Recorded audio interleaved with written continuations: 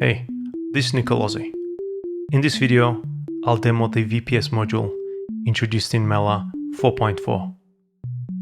This oscillator module employs the Vector Phaseshaping synthesis algorithm, which is the generalization of the classic phase distortion method.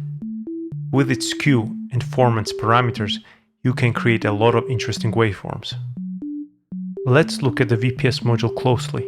The waveform of the oscillator is controlled by its two main parameters, skew and formants. The default shape of the waveform is an upside-down cosine, which is a phase-shifted sine. It becomes clearer that this is the case if we set the phase parameter to 90 degrees. The reason the upside-down cosine is used as a starting waveform is that it can be naturally morphed into a saw-like shape. Let me explain how this works.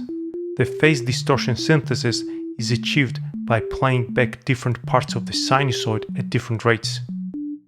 You'll notice there is a dashed line plotted behind the waveform. When the line is straight, you get a pure sinusoid, meaning the waveform is played back uniformly. But if we change the value of the skew parameter and bring it closer to 100%, the graph breaks into two segments. The slope of the second segment, being steeper than the first, means the first half of the sinusoid is played back slower compared to the second half. This gives us a saw-like shape. We can modulate the skew parameter to get filter-like sweeps. Note that at the extreme values of skew, we may hear some aliasing, but this is part of the appeal of the classic PD sound. But you can mitigate aliasing by reducing the sharpness of the breakpoint via key track modulation. While skew controls the horizontal position of the breakpoint, formants controls vertical. This allows us to reshape the sinusoid in more ways. For example, by setting formants to 100%, skew starts controlling the pulse width of the pulse-like waveform.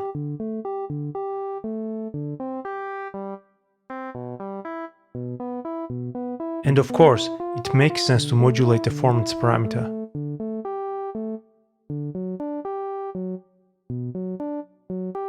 When the formants parameter value is above 100%, we start hearing formants as the module starts squeezing in more sinusoid cycles into a single oscillator cycle.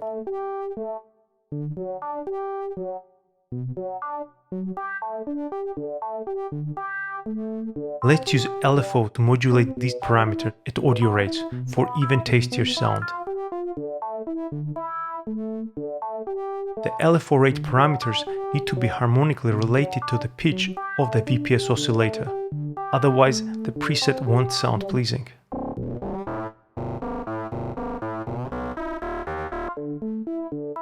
We can achieve this using MIDI sources key tracking mode. A quick reminder, all modules come with built-in help. You might find the help views useful as they go into much more detail about what I'm going to describe next. For the key track mode, the module is calibrated such that for middle C, the generated modulator signal is 0, and the change in an octave of the input note corresponds to a 10% change in the signal. Now, the LFO's rate parameter spans exactly 16 octaves. This means if I set the rate parameter to the middle C frequency of about 262 Hz and modulate it with a key track with a modulation amount of 10 divided by 16, which is 62.5%, then the LFO's frequency will track the oscillator pitch. Okay, we're successfully modulating formants at audio rates.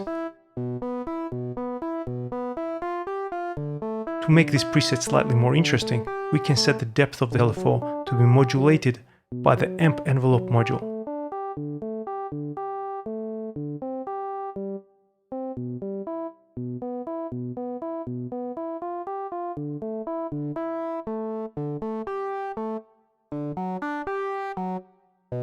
Okay, That's all for now. If you enjoy using Mela, leave a review on the App Store. For any questions or feedback, post a comment below. See you next time.